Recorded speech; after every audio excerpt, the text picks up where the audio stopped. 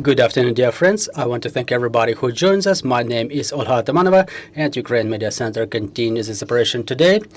So, another topic of our briefing is the situation in our nuclear power plants. After the enemy strike, we will discuss the results of operation of State Nuclear Regulatory Inspectorate. So let me introduce our speakers. Joining us today is Oleh Korikov, head of the Ukraine State Nuclear Regulatory Inspectorate and Chief State Inspector for Nuclear and Radiation Safety. Good afternoon. Good afternoon, Olga. Glory to Ukraine. Glory to the heroes. So let's discuss the situation after all those massive strikes inflicted by the Russians. What's going on with the protection of our nuclear power plants? I mean, for what we can disclose. Thank you. So the year 2025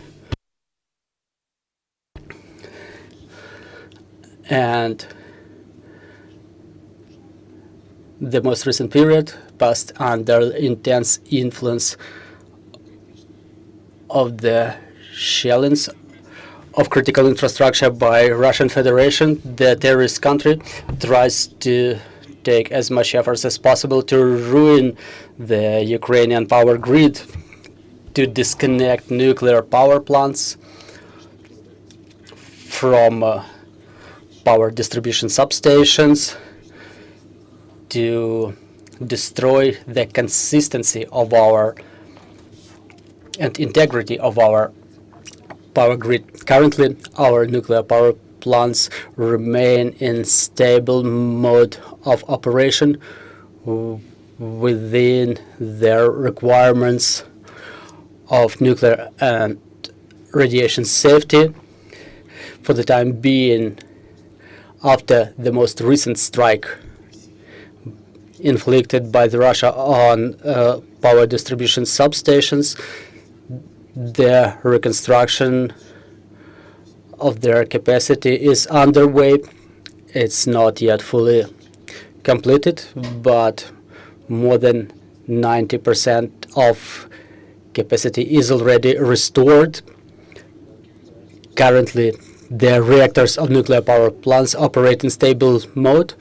There is IAEA monitoring taking place in all of the nuclear power plants, including Chernobyl nuclear power plant with no exclusion.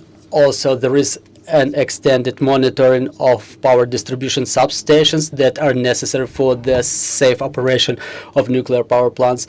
Today and tomorrow, the representatives, the inspectors and experts of IAEA will be staying in our facilities. The information is being documented. The destructive impact of Russian strikes is being documented as well, and respectively, the conditions are being created to hold Russia accountable for the crimes, for destruction of the Ukrainian power grid. So that's the general characteristic of the situation. The biggest problem in the year 2025 when it comes to nuclear and radiation safety is still Zaporizhzhia nuclear power plant. We may state that the safety and security level is degrading, the equipment is degrading, scheduled maintenance is not completed. Last year, there were 4 power outages when the Zaporizhzhia nuclear power plant was disconnected from the power grid, when the support diesel generators were activated. On top of that, we were witnessing the longest power outage of the Zaporizhzhia nuclear power plant that was staying without power for 1 month, and respectively, thanks to the mediation efforts of Mr. Raffaello Mariano Grossi, the Director General of IAEA, as well as Ukrainian engineers, Ukrainian power technicians. The power supply was restored to Zaporizhzhia nuclear power plant from the territory of Ukraine on the 23rd of October last year. along two high voltage lines.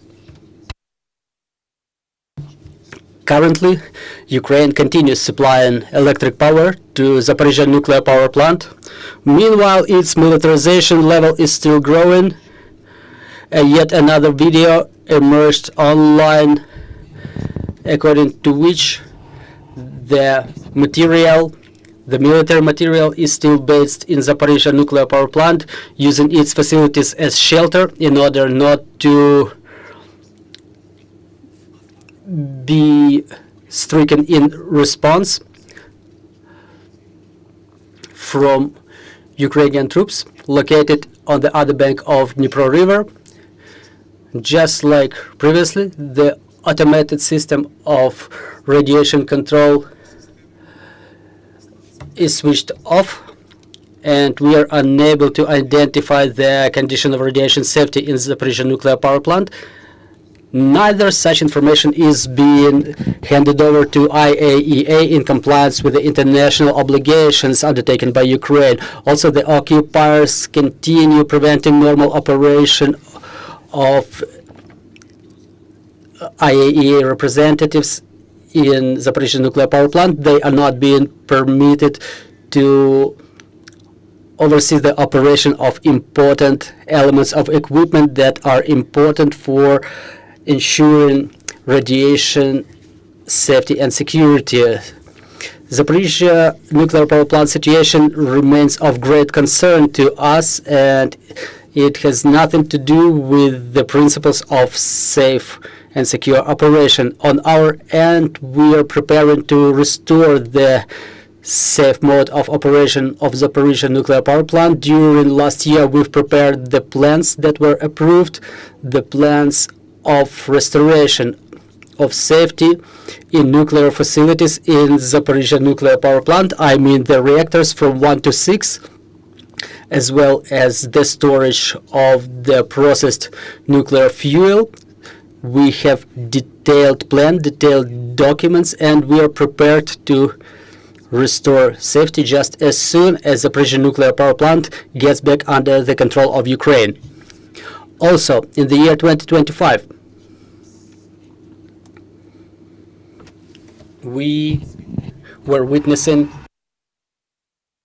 yet another attack on the peaceful facility of safe confinement in Chernobyl nuclear power plant.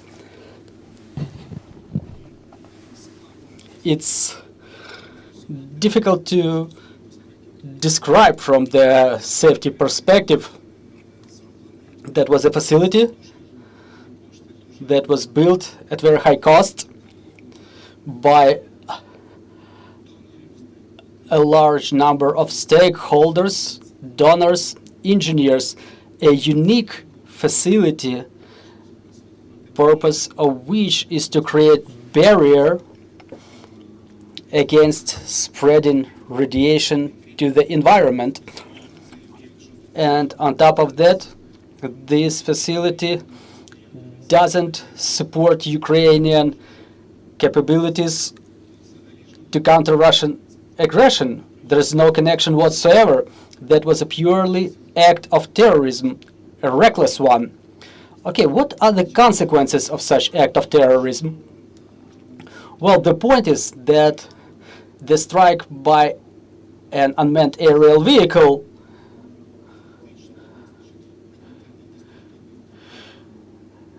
caused destructive impact on the structure of safe confinement, and the membrane that was ensuring the integrity of the facility. And also, what was significantly damaged was the system of overhead cranes that were used for lifting equipment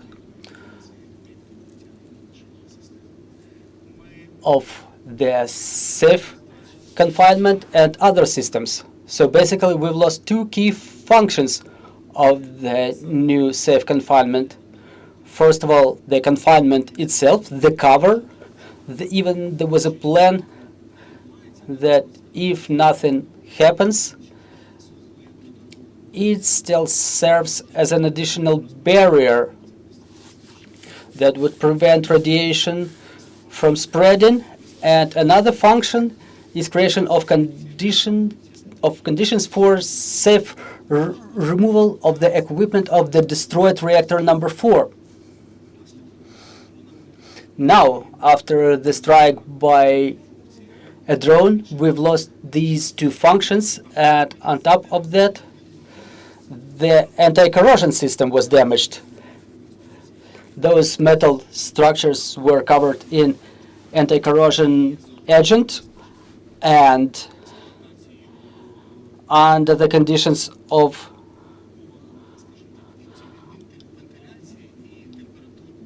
proper operation, under proper temperatures with proper ventilation, the term of operation of this active system of the facility was 100 years. Now, when the ventilation system is damaged and we cannot ensure proper temperature mode in the facility, in fact, the anti-corrosive protection may last as long as until year 2030. So basically, only 4 years left, and now Ukraine has undertaken a number of measures to ensure further anti-corrosive protection and proper operation of these facilities. So an option like to do nothing is not even an option for confinement facility. So the damage is quite significant, and now Ukraine, with the support of donors and other stakeholders, needs to intensify the restoration process of the new safe confinement and resumption of its normal operation that was interrupted by the attack of the drone. Do we have any plan to overcome the consequences of such strike? And do we have any calculations how long would it take to resume normal operation of all of the equipment of this huge structure? Well, now the operating organization of Chernobyl nuclear power plant came up with a technical solution. Now, when the functions of the safe confinement do not operate, we've approved this solution, and now we've prepared the first plan of actions that is made up of short-term measures, mid-term measures, long-term measures. They are being divided into packages, and European Bank for Reconstruction of Development is getting involved in the process, plus the contractors that were taking part in construction of the new safe confinement are also being involved, and currently we have some amounts that we can orient it. Those are pretty big figures. The funds are planned to be raised with the help of donors and European Bank for Reconstruction and Development to accomplish the elements of this plan within 2-3 years, and in further perspective that may be a topic of a different discussion, but the short-term measures need to be implemented before year 2030. In the same way, when it comes to what happened in year 2025, among positive things, I would recall the fact that we were able to maintain the IAEA monitoring in our nuclear power plants and power distribution substations that are necessary for the operation of the nuclear power plants. We document everything in a transparent way, and all of our partners, they are aware of the destructive impact of the war, and it helps us to continue cooperating with our partners to receive aid and to move further in the direction of intensification of sanctions against Russia and creation of conditions for economic and political isolation of Russia. Also, we exercise our normal activities according to our plans, the plans of operating organization. We've reassessed the safety of Reactor 2 of Khmelnytsky nuclear power plant and Reactor 4 of Rivne nuclear power plant. That's an intense process, when we change the standards towards more strict standards. The operating organization needs to demonstrate that their nuclear reactors are in compliance with more strict standards of safety. That was done in Reactor 2 of Khmelnytsk nuclear power plant and Reactor number 4 of Rivne nuclear power plant. Their safe operation was confirmed, and for Reactor number 2 of Pivdeno-Ukrainska nuclear power plant, the safe operation was also reassessed, but the reactor is in the phase of long-term operation, and relevant license was issued to them for safe operation until the year 2035. So basically, the reactor will keep working. It's already confirmed that it may continue operating safely within the period of 50 years. So those are the brief summaries of the year 2025. Thank you very much, dear colleagues. If you have any questions, please raise your hands and ask your questions. Thank you, Dr. Korikov. My name is Lorenzo Cremonesi for the Italian daily Corriere della Sera. Doctor, we, in the last 4 years of war, we heard a lot about, of course, Zaporizhia and Chernobyl. But we hear, I don't have clear the picture of what happened to the other atomic power plants, nuclear power plants. How many are working in Ukraine at the moment? We know that at certain point, the Russians bombarded not the power plants, but the connections. So there were problems of overproduction. We know there were some problems in the different plants. So can you tell us, please, plant for plant, central power station for central power station, what is the situation? How are they working? How much are they producing? Are they connected? What are their problems? Thank you. Thank you very much. Дякую за запитання. Thank you for your question. In fact, the problem of Russian strikes on the power grid that connects the nuclear power plants to the grid, it definitely influences the operation of nuclear power plants. The impact of such strikes results in disruption of power grid because of unregulated processes that result in mass electrodynamic damage and premature wear of the equipment of the reactors of nuclear power plants. Because of the damage of the area lines and substations, the nuclear power plants need to reduce their capacity or get disconnected from the grid because they cannot supply the electricity to the power grid. And those are the transitional processes that influence negatively the operation of nuclear power plants and reliability of equipment that is being operated. For example, recently, because of such a transition process, reactor number 1 of the nuclear power plants was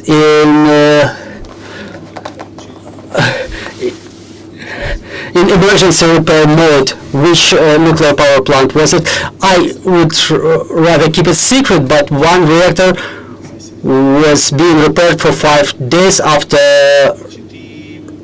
one of such strikes. And the most difficult situation was in the year 2022, when in fact we were not prepared for the strikes, when all of 9 reactors in the territory under Ukrainian control got disconnected from the power grid, and we basically lost. Well, there was a risk to lose the grid generally, but thanks to professional operation of our colleagues from other energy companies, the operation of the grid was resumed and the nuclear power plants were reconnected to the power grid. Currently, after one of the strikes, the nuclear power plants resumed their normal operation for 90%, resumed their capacity for 90%, and hopefully shortly we will come to 100% of capacity. Thank you. My question is, I thank you for your answer, but my question was a bit more specific. I'm not able, maybe because it's a classified information, to understand how many nuclear power plants. 9. You have 9. Yes, 9 nuclear reactors. 9 nuclear reactors. Okay. 2 of them are Chernobyl and Zaporizhzhia. No. No. I speaking about nuclear reactors in operation. In operation. That supply power okay. to the electric grid of Ukraine. Okay. And can I ask you, these power plants, how much do they represent on the total capacity of production of energy in Ukraine? Today is difficult to say exact figure, but more than a half of power we send to the electric grid from nuclear power plants. And are they able to work? Because we understood, that was said many times, that the Russian didn't bombard the power plant itself. Otherwise, it would be a major catastrophe like Chernobyl. But they bombarded the connections. So they were not. They were working, but they were not distributing, spreading the energy. Is that correct? Well, thank you very much for your question.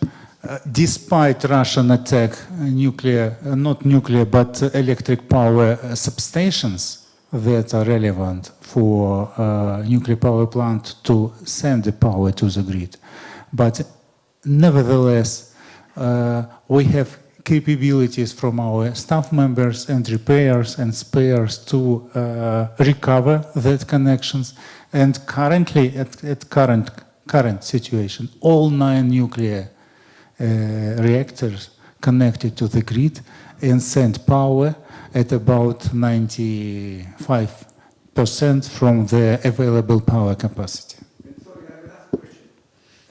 It's very interesting. The first time I hear a clear answer.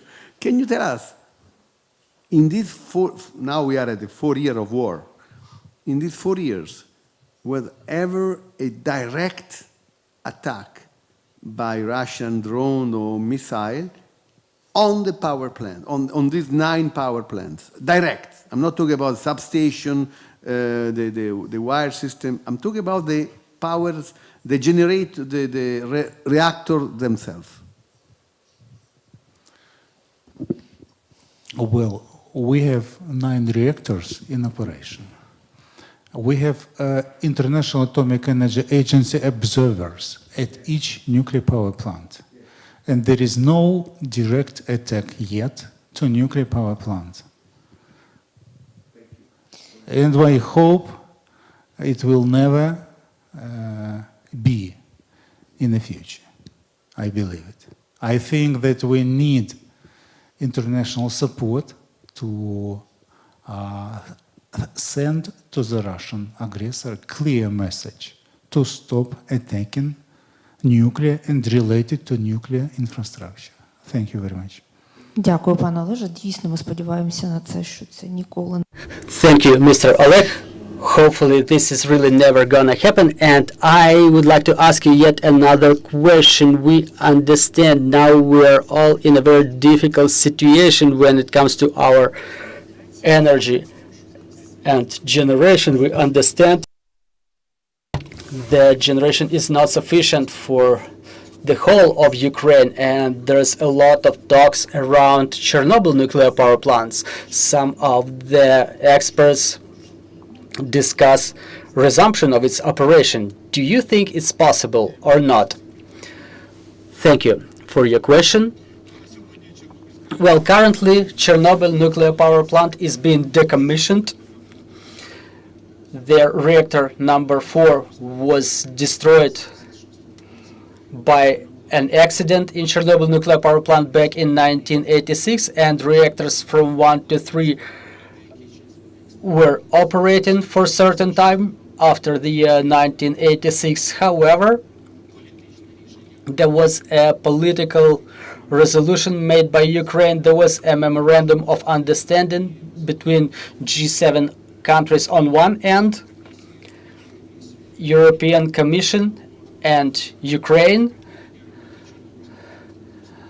to cease the operation of Chernobyl nuclear power plant, and respectively in the year 2000 only the 3rd reactor was operating and its operation was stopped according to that resolution.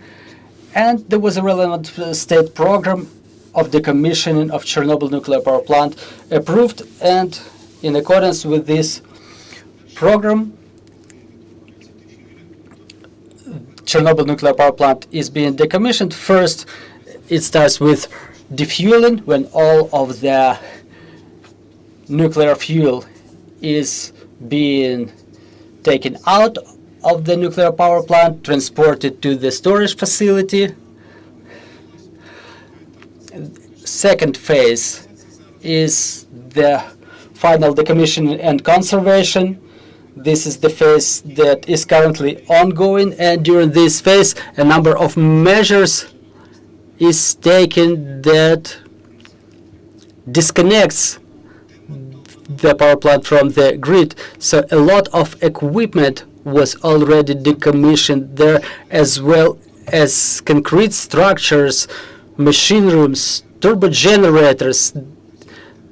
The equipment of the first contour is being now taken apart. The main circulation pumps, basically the principal equipment without which it's impossible to even imagine any operation of a reactor. And the most sensitive component is the nuclear fuel. Such reactors are only operated in Russia, like in Smolensk and Kursk nuclear power plants, and respectively Russia produces fuel for them, and we don't even consider any procurement of nuclear fuel from Russia. So from the perspective of safety, those reactors, we wouldn't be able to provide reasonable evidences of necessity of such operation. I would say briefly that it's impossible, but I would like to provide arguments, so professional arguments, so it becomes more clear why operation of Chernobyl nuclear power plant is impossible in future, at least according to the original project. Thank you. Thank you very much for this conversation. It was really comprehensive for all of us, and definitely I would like to thank our security and defense forces, thanks to whom we can discuss important things here. So thank you once again, and glory to Ukraine, glory to the heroes.